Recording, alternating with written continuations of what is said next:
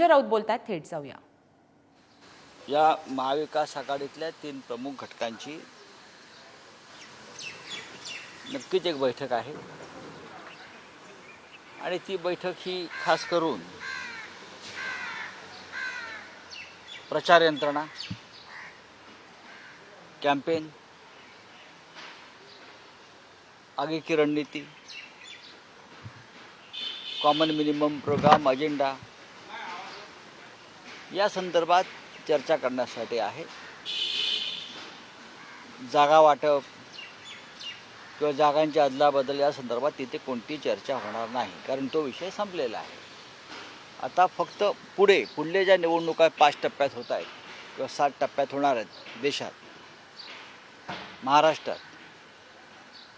त्यावेळेला एकत्र जॉईंट सभा घेणं, एकत्र सभा घेणं, प्रचाराची दिशा काय असणं, कोणत्या मुद्द्यावर आपण पुढे जायला हवं, महाराष्ट्रातले प्रमुख प्रश्न कोणते आहेत, कोणत्या विभागात कोणी जायला हवं, माननीय उद्धव ठाकरे आणि शरद पवारजी यांच्या एकत्र सभा कुठे घेऊ शकतो, या पुन्हा काही प्रचार साहित्य कशा प्रकारे असायला पाहिजे, प्रसिद्धी कशा प्रकारे असायला पाहिजे, यावर आज चर्चा होण्याची शक्यता आहे.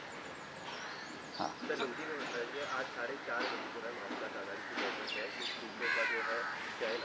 देखिए 4:30 बजे आज एक ज़रूर हमारी मीटिंग है महाविकास आघाड़ी के 3 प्रमुख दलों की. कांग्रेस, राष्ट्रवादी और शिवसेना के सभी प्रमुख नेतागण वहाँ बैठेंगे, लेकिन उसमें कोई सीट शेयरिंग या सीट के अदला बदल के बारे में चर्चा नहीं है. उसमें खास करके जॉइंट रैलीज, कैंपेन और कॉमन मिनिमम प्रोग्राम क्या होना चाहिए, किस विषय पर हमको आगे जाना है, क्या रणनीति होनी चाहिए, उस पर चर्चा होगी. और महाविकास आघाड़ी में सब कुछ ठीक चल रहा है. नक्कीच शरद पवारजी आहेत, उद्धव ठाकरेजी आहेत, पृथ्वीराज चव्हाण असतील, बाळासाहेब थोरात असतील, नाना पटोले असतील. वंचित बहुजन आघाड़ी को लेके आखिरी मोमेंट तक आप बोल रहे थे कि हमारी बातचीत हो रही है. करेंगे ना, क्यों नहीं करेंगे. कल उन्होंने अपनी हाँ, करते हैं. चुनाव है, इलेक्शन है. अब 9 लोगों का एक लिस्ट उसने जारी किया है. इलेक्शन 5 स्टेप पर है ना, बहुत टाइम है, बातचीत जारी रहती है. हाँ, आपलं काय म्हणणं आहे.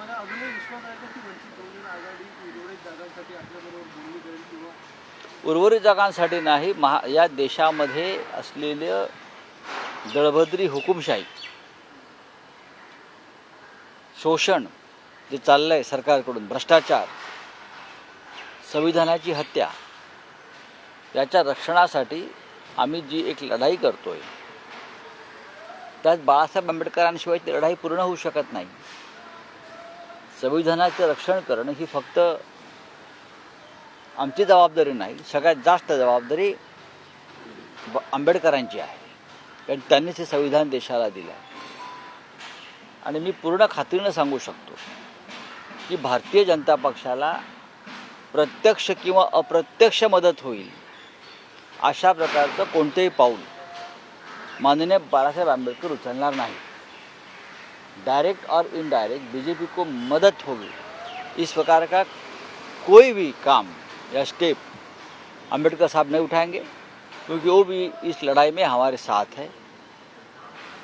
राजनीति तो होती है, चुनाव आते जाते हैं. अगर देश नहीं रहा, संविधान नहीं रहा, तो क्या चुनाव लड़ेंगे. आज परिस्थिति यही है. इसलिए अम्बेडकर जी हो, हम सब हो, हमारे विचार एक है, पक्का है. बोला. निर्मला सीतारमण का बयान आया, कांग्रेस को लेकर नाराजगी दिखी है. कल जो सूची जारी की गई थी, इसके बाद कांग्रेस की ओर से ये कहा गया है कि जो लिस्ट में नाम लिए हैं उनको प्रचार नहीं करेंगे. किस तरीके से ऐसा कौन बोलता है. संदीप मंथन ने कल कहा है कि मैं कांग्रेस पार्टी की बात करता हूँ, व्यक्ति की बात नहीं करता. मैं Congress party as a whole, मैं उनकी बात करता हूँ. मैं किसी व्यक्ति विशेष ने कुछ टिप्पणी की उसके ऊपर बात नहीं करूँगा. ये बात अगर मल्लिकार्जुन खड़गे साहब ने कही है तो उसके ऊपर मैं टिप्पणी करूँगा. ये बात अगर नाना पटोले जी, बाळासाहेब थोरात जी ने की है या पृथ्वीराज चव्हाण जी ने की है तो मैं बात करूँगा. बात ऐसी है कि हमारी लिस्ट आई है और सीट शेयरिंग की चर्चा लगभग पूरी हो चुकी थी. अब रामटेक हमारी सिटिंग सीट है, है ना, आपको तो सबको मालूम है, 5 बार जीत चुके हम लोगों से। अब वहाँ कांग्रेस ने अपना उम्मीदवार खड़ा किया, नाम घोषित किए, तो हमने क्या उसके ऊपर आक्षेप लिया है, ऑब्जेक्शन किया है? नहीं किया है, क्योंकि हमने ये तय किया था कि रामटेक आप लड़िए, मुंबई की जो ये सीट है नॉर्थ मुंबई वाली, वो हम लड़ेंगे। ये बातचीत हो गई है। सांगली वाली सीट है, सांगली वाली सीट के बारे में ठीक है, कांग्रेस पार्टी के मन में कोई दर्द हो सकता है। इसी प्रकार का दर्द हमें रामटेक और कोल्हापुर के सीट के बारे में है, सीटिंग है हमारी। आघाड़ी में इस प्रकार की बातचीत और चर्चा और सीट की अदला बदल हो जाती है। अब सभी को लगता है कि 48 सीटें हमको लड़नी चाहिए, तो लड़ लीजिए, डेमोक्रेसी है, लोकतंत्र है, हमको लड़ना चाहिए। हम सांगली लड़ेंगे। मैं ज़रूर ये मानता हूँ कि सांगली में कांग्रेस पार्टी का केडर है, हमारा भी है, कोल्हापुर में भी हमारा था, रामटेक में हमारा था। अब ये केडर महाविकास आघाड़ी के साथ अगर आता है तो सांगली वाली सीट महाविकास आघाड़ी को हम दे सकते हैं ना, शिवसेना हो, एनसीपी हो या काँग्रेस हो, हे महाविकास आघाडी आहे। सर नवनीत राणे सांगा। काँग्रेसच्या संदर्भामध्ये अजूनही नाराज आहे.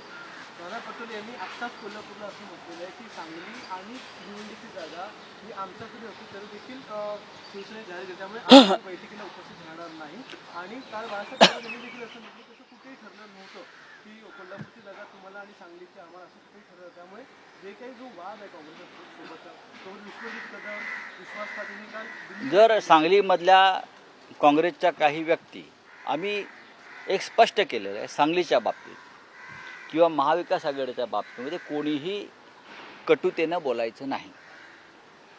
जरी सांगलीच्या बाबतीत काही लोकांनी काही भूमिका व्यक्त केली असतील, काँग्रेसच्या दिल्लीत गेले असतील, महाराष्ट्रात जाऊन बोलत असतील, तरी आमच्या सूचना आमच्या कार्यकर्त्यांना सहकार्यानं आहेत की आपण त्याच्यावरती कोणतेही कटू मत व्यक्त करायचं नाही.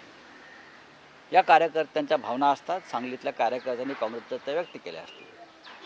अशा प्रकारच्याच भावना आमच्या कोल्हापूरच्या पदाधिकाऱ्यांनी आणि कार्यकर्त्यांनी व्यक्त केल्या.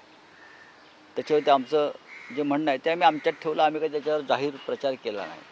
अशाच प्रकारच्या भावना शिवसेनेच्या खालच्या केडरनं रामटेकच्या बाबतीत व्यक्त केल्या. शूटिंग सीट आहे. अशाच प्रकारच्या भावना आमच्या अमरावतीमधल्या कार्यकर्त्यांनी व्यक्त केलेल्या. या तिन्ही सीटवरती आम्ही अनेक वर्ष लढतो आहोत आणि या तिन्ही जागा आम्ही हसत महाविकास आघाडीसाठी आम्ही त्या सोडल्या, म्हणजे काँग्रेसला दिल्या. भावना आहेत, सांगलीमध्ये सुद्धा भावना असतील कार्यकर्त्यांच्या, पण शेवटी आपण महाविकास आघाडी म्हणून लढतोय.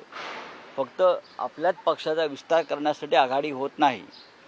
आघाडी ही आघाडीचा विस्तार करण्यासाठी होते आणि देवाणघेवाण होत असते. सांगलीची जागा जर आम्ही एकत्र राहिलो तर शिवसेनेच्या मशालीवर आमचे चंद्रहार पाटील 100% जिंकतायत.